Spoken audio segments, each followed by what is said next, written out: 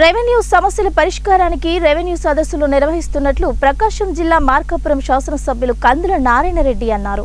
నియోజకవర్గంలోని పలు గ్రామాల్లో రెవెన్యూ సదస్సులలో పాల్గొని ప్రజల నుండి వినతులు స్వీకరించారు. మార్కాపురం మండలంలోని పెద్ద నాగులవరం, తర్లపాడు మండలంలోని బుడ్డపల్లి, కొనకనమిట్ల మండలంలోని వెలిగండ్ల, పొదిలి మండలంలోని మల్లవరం గ్రామాల్లో పాల్గొన్నారు.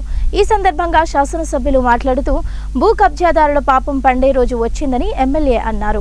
గత వైకాపా ప్రభుత్వంలో భూరక్షణ చట్టం అంటూ జగన్మోహన్ రెడ్డి అమలు చేసి భూ వ్యవస్థను కొత్త చట్టాలు తీసుకువచ్చి అస్తవ్యస్తం చేశారని ఎమ్మెల్యే ఆరోపించారు. వాటిని చక్కదిద్దేందుకు అసలైన లబ్ధిదారులకు న్యాయం జరిగేలా చేసేందుకు కూటమి ప్రభుత్వం రెవెన్యూ సదస్సులను అన్ని చోట్ల 30 రోజులు నిర్వహిస్తుందన్నారు. మార్కాపురం మండల స్పెషల్ ఆఫీసర్ నోడల్ ఆఫీసర్ గారికి, మున్సిపల్ కమిషనర్ గారికి, అలాగే డిఏ గారికి, ఈ యొక్క కార్యక్రమానికి విచ్చేసినటువంటి మీడియా మిత్రులకు, ముఖ్యంగా గ్రామ ప్రజలందరికీ కూడాను హృదయపూర్వక ధన్యవాదాలు తెలియజేసుకుంటున్నాం. ఈ సందర్భంగా ఈ యొక్క కార్యక్రమాన్ని ఈ రోజున తొలుతుగా మన పెదనాగులవరం గ్రామంలో ప్రారంభించుకుంటున్నాము.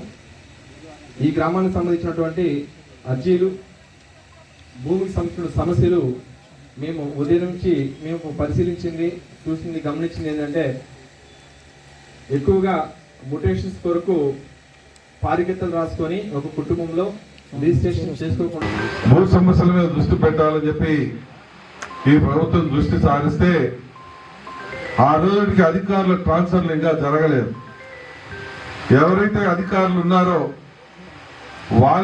వాళ్ళకే మీ సమస్యను వివరిస్తే వాళ్ళు పరిష్కరించరు, ఈ సమస్యను పక్కదోవ పట్టిస్తారు, మిమ్మల్ని సక్రమంగా పట్టించుకోరు అని చెప్పి మళ్ళా దాన్ని అధిష్టానం దృష్టికి తీసుకొని పోయి రెవెన్యూ సదస్సులను వాయిదా వేద్దాం, ట్రాన్స్ఫర్లు జరిగిన తర్వాతనే ఈ కార్యక్రమాన్ని ఏర్పాటు చేసుకుందామని చెప్పి నేనే ఎస్పెషల్లీ ఫస్ట్ సలహా ఇచ్చాను. మన రెవెన్యూ మినిస్టర్ గారికి ఆ సలహా ఇచ్చి దీన్ని వాయిదా ఇచ్చారు. ఈరోజు అందరి బ్రతుకులు బాగు కోసం ఈ ప్రభుత్వం ఒక ప్రతిష్టాత్మకంగా ఈ రెవెన్యూ సదస్సులు తీసుకొని ఈ రోజు నుంచి 33 రోజుల పాటు రాష్ట్రంలో ప్రతి ఒక్క గ్రామంలో రెవెన్యూ సదస్సు జరగాలి. ఎక్కడైతే భూ ఆక్రమణలు, భూ దందాలు జరిగాయో వాళ్ళందరికీ శిక్ష పడాలి.